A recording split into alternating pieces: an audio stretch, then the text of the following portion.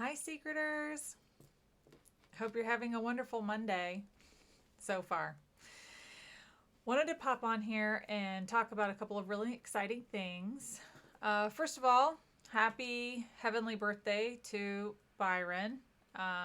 Today would have been his birthday. And happy birthday to my mom and my brother, too, because it's their birthday, too. So, I wanted to come on here and talk about a few things. First off, I am solidly getting ready to make the transition to Patreon. It's been a labor of love, and I'm excited to do this. When I started this treasure hunt over 4 years ago, it really inspired me to develop a place and a community for all of us to be able to come together and share our thoughts and theories.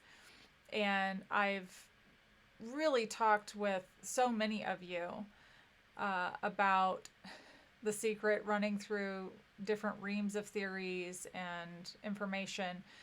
I've been to many museums, read tons of history books, have an extensive library of history books and books that Byron used. I've been to historical societies. And so now's the time to put it all together. And Patreon will help me do that. It's also going to build a database for you so that you can access it anytime that you want to go and look up particular things about people, the history of people, wordplay, the paintings versus presumed cities. But it's basically going to be more literary and factual than just theories. So I want you to be able to have this as a tool to use for your own searching. And since The Secret has really kind of consumed my life in a great way, I'm excited to be able to do this with you. It also allows me to keep troll accounts and fake profiles out of the community. And so I want to build this safe place for us. And I want us to be able to talk about all the aspects of the book.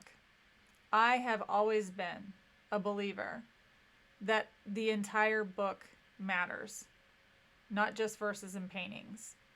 And I know there's been some debate, and especially here as of late, about some things that Byron had said in the media about the validity of the back of the book. One of the reasons that Byron was so cagey in the way that he talked to people, reporters and interviews, is because it was part of the game. It's the wordplay game. And I understand that. And I want to talk you through that. And I want to assist you in understanding the context and the meaning and the lexicography of the terminology that he used in the book.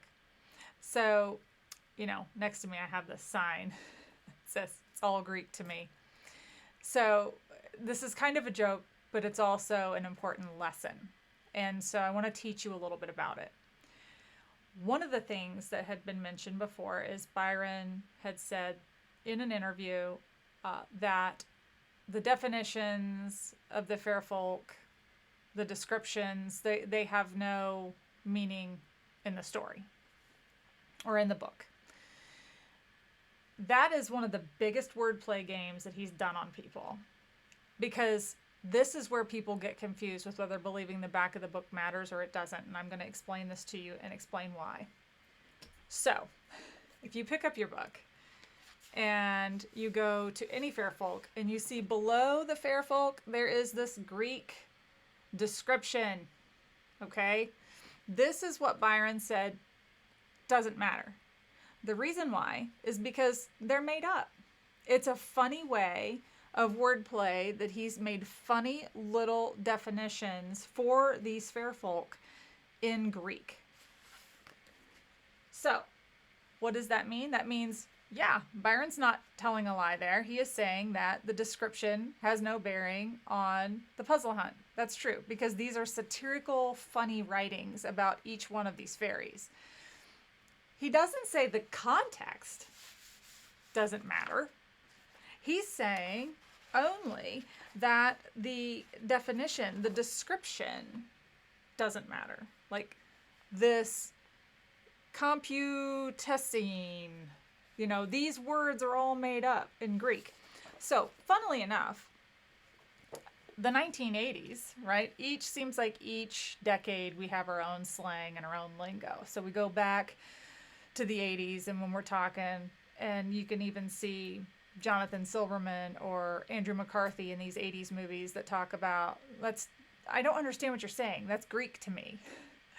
So Byron's making a pun. He's making a joke about this being Greek. Like, these are all foreign to me, right? It's a funny kind of wordplay that he's doing on 80s lingo, or what would have been like the lingo and the slang of the times.